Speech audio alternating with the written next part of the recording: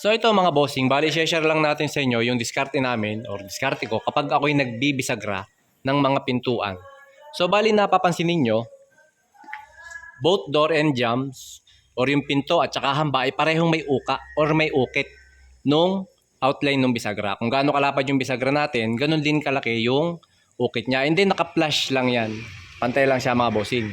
So pag kinapa nyo siya, yan, pantay lang siya. Hindi siya malalim, hindi siya mababaw. So pantay lang siya. Ayan. So yung iba kasi, ang ginagawa, dito na lang sa pintuan, nag-uukit ng bisagra. Hindi na dito sa hamba. So okay naman yun, respeto pa rin doon sa diskarte ng iba. Yun nga lang, mas maganda kung may ukit din yung ating mga hamba. Katulad nito.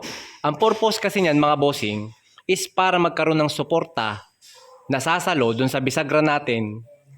Makakatulong itong ukit na to na masuportahan yung screw na yan. Kasi minsan kapag hindi nakaukit dito sa hamba, so pag bukas sara, nagkakaroon ng vibration, lumuluwag ang mga screw. So kung itong bisagra natin ay hindi nakaukit dito sa hamba natin, ang mangyayari, pwede siyang bumaba kasi nga nangangala yung screw, hindi kinakaya yung bigat, and then yung movement.